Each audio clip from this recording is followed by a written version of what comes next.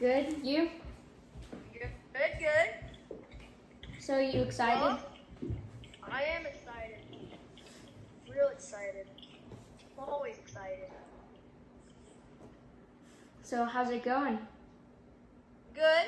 It's going good. Heard you had some questions and stuff about mushing. Yeah. Yeah. I was wondering, has the population around you, has it changed since the Iditarod's getting closer? A lot more people are here from other places just because of the Iditarod. So I mean, yeah, there's a lot more people than there usually is, but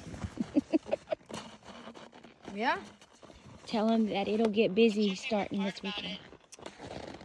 Ooh, my favorite part about it is probably being out with the dogs, being out on the trail, and it's really nice out. Sometimes it can be hard, but being out with the dogs and stuff. Cool. I like that. So, I was also wondering, what's your favorite experience? Like, what's your favorite experience that you've had with the dogs or on the trail? My favorite experience was probably, person I used to run with, I lost a team. That happens sometimes. But I lost a team, and I was running after them, and I was yelling up commands, whoa, whoa, to stop. And my leader turns around, she looks at me, and she slows down, and she ends up stopping the whole entire team by just my voice command. And I had a strong bond with that dog, and I think that's what also did it. But that was probably so far my favorite part. Cool. I was also wondering, what got you to, how'd you get into this? Like, what part are you interested in, basically?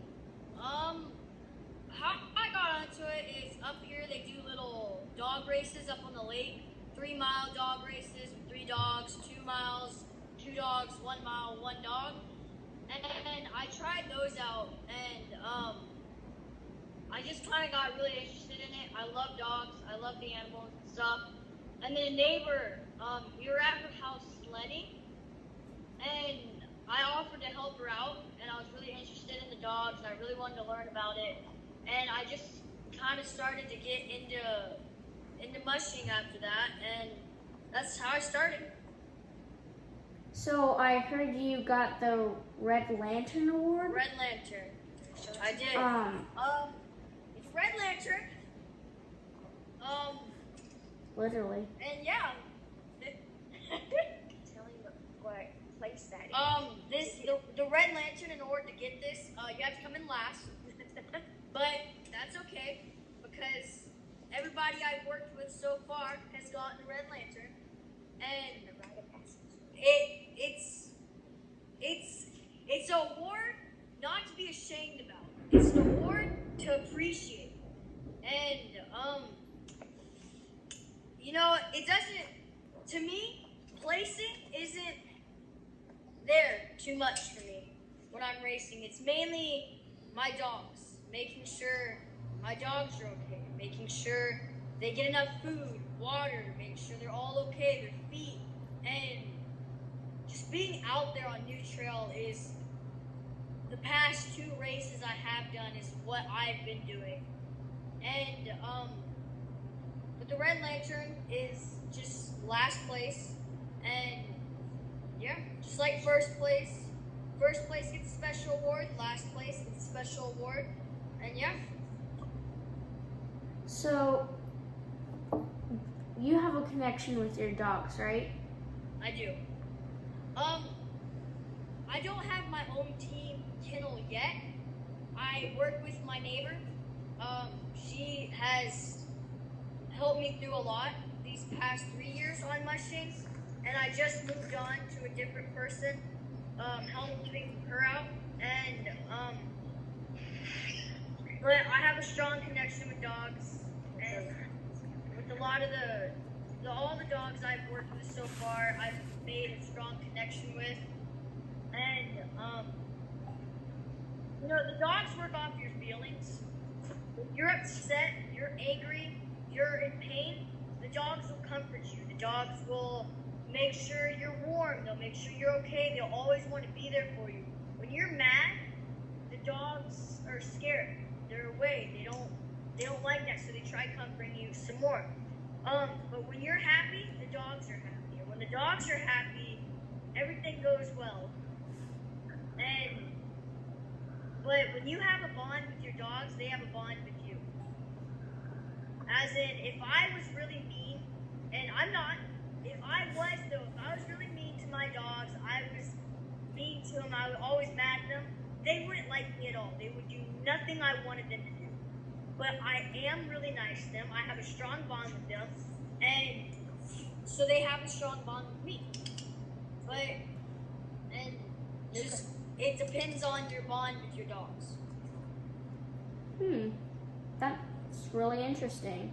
Like, I have a dog, we have dogs right here, and when I whistle in a happy tone, when I'm really nice, they'll come to me.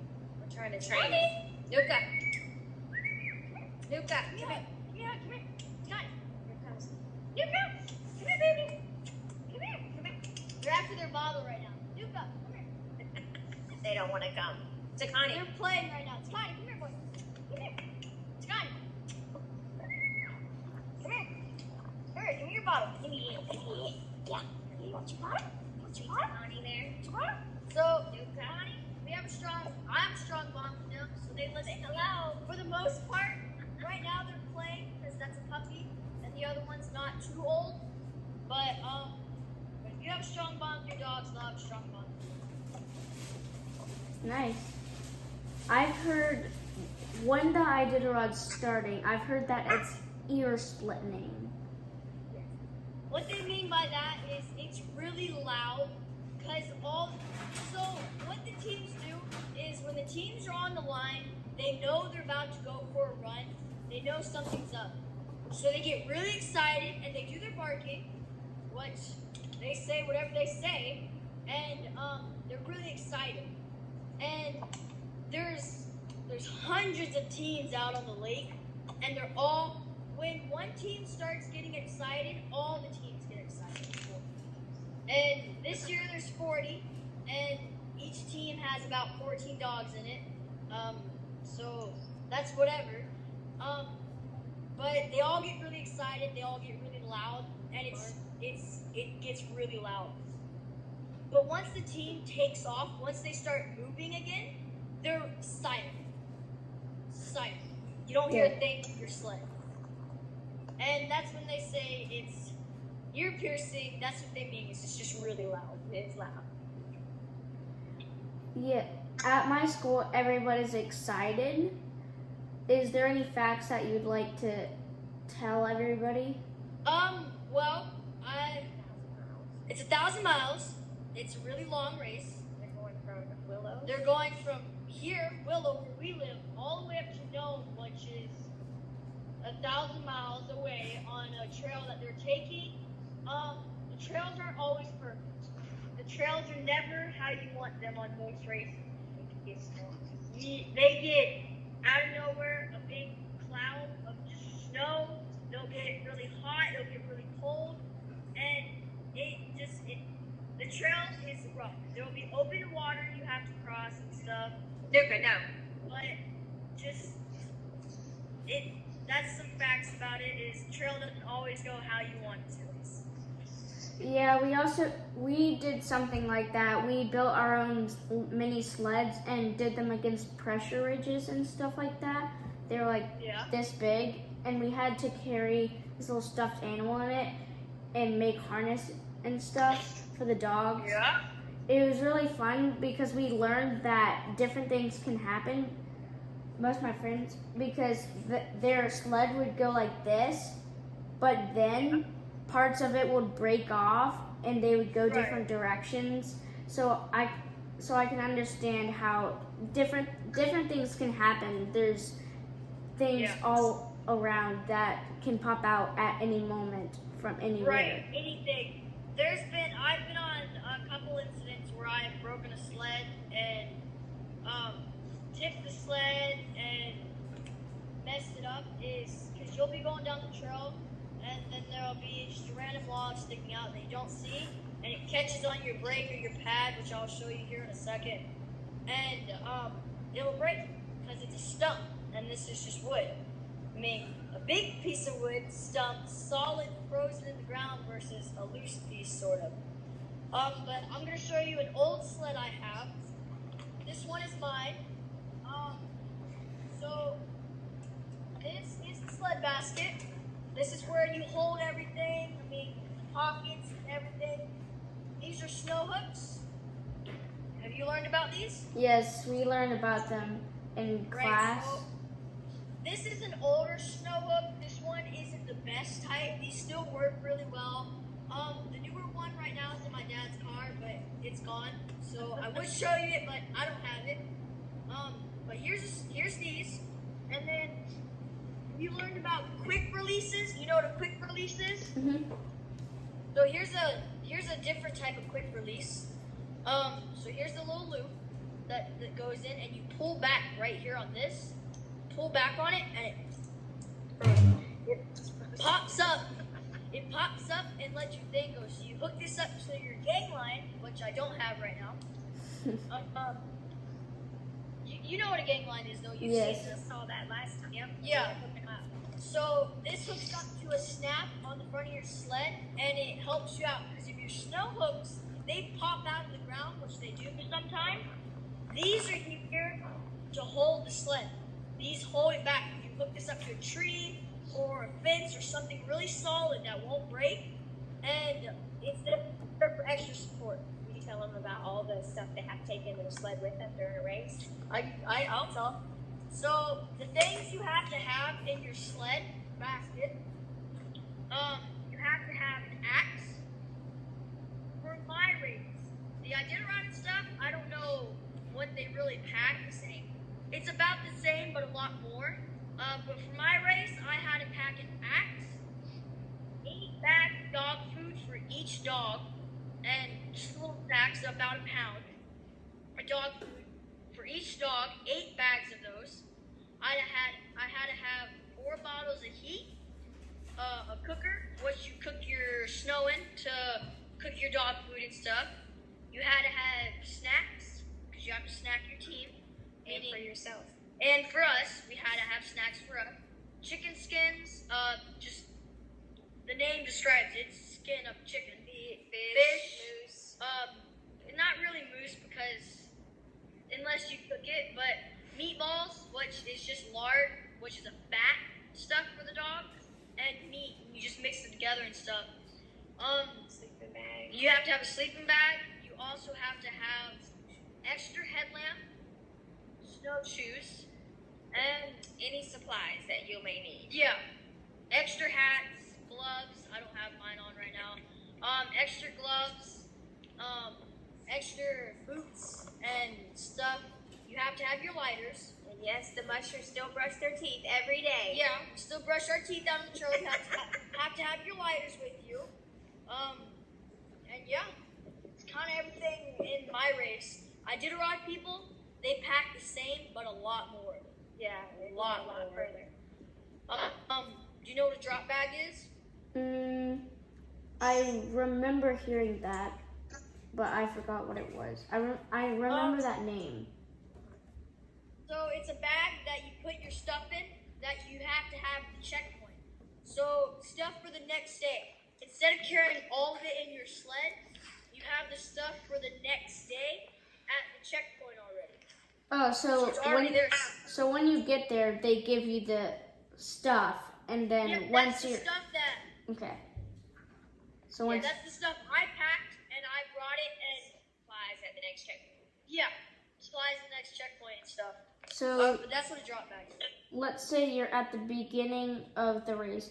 You go down and you get a checkpoint. Then you get one of your bags, or like once Yeah, it's- so you Okay. go for my race. My race was 100 miles, so it was 50 miles the first day you went, and then like 45 miles the second day.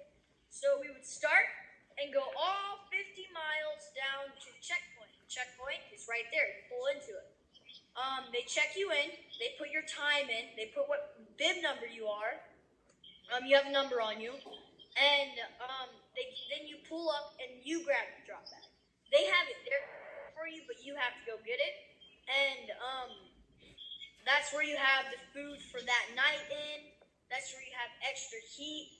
And the next day, you wake up, you grab the stuff that you need, you pack your sled again, and you eat, feed your dogs, and everything else, and then you head off.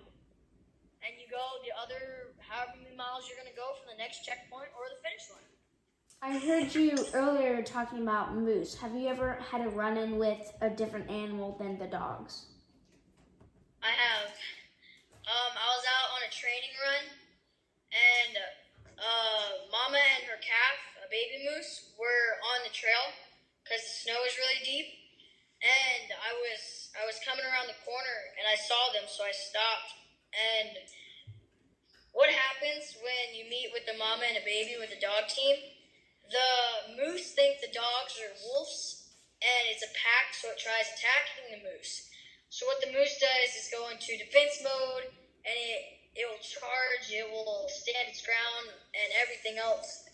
So what happened was the baby started to come towards me, because the baby, I don't know what it was thinking, it came towards me, so the mom charged me, and it was running at me to attack me and the dogs, and which is really scary when a big old moose is running at you. And then she stopped because the baby cut off, and the mom realized the baby was okay, so the mom stopped. But I've had a couple incidents like that, meeting up with moose. Trying to imagine that in my head, but it's too scary. It's scary. It's like, for me, it'd more be like a big giant cow running at me, because Right.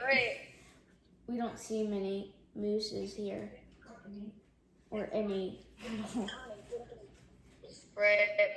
Other than that, I've had a fox follow me on beside the trail before. It was just a fox that ran next to me, but that was about it. Those are the only really animals I wonder why he was hanging out. He was probably just running and ran the wrong way. So, but those are the really only animals I've encountered besides the dogs on the trail. Cool. How often do you run your dogs? Again, I don't have my own kennel, so I can't run them too often. But every weekend, I usually go and I would run a team. And Saturday and Sunday, I'll run them most of the time. And sometimes after school, I'll come home and go run a team. But I don't run them as often as I want to. But usually the weekends is when I mainly run because I have schooling. Cool. Well, thank you for helping me. Have a nice day and You too. Hey, have I got fun. a question for you. When are you guys gonna come up and let me take you on a team? I'm gonna keep bugging Mom about it. Oh yeah, he's been relentless. There you go. Relentless. Tell Colson what you get to do this summer. Oh, so I get to go up on a glacier. You guys know what a glacier is, right? Yes. So I get to go up on one of those this summer, and I get to do tours, which is we take people up there. We take them out on a dog team that have never been out on a dog team before. They've never done that, encountered that, or anything. But that's what I get to do this summer, and You get to be the handler. I get to be the handler up there, which I handle the dogs. I scoop, feed, make sure they're all okay. I keep the dogs attached, sunscreen them. Like we sunscreen us. It's the same for the dogs. It's really bright up there. It's a lot of snow. And white. it's the ice and stuff flex, and it'll burn their skin if you don't put sunscreen on it. So that's my job up there. But that's what I get to do this summer. Cool. Well, I'll keep bugging my mom. He gets to wipe down motorcycles. You do that. Well, thank you. You guys come up and visit anytime. No. Will do. Oops, that's the wrong one. All right. Thanks, Thank you for guys.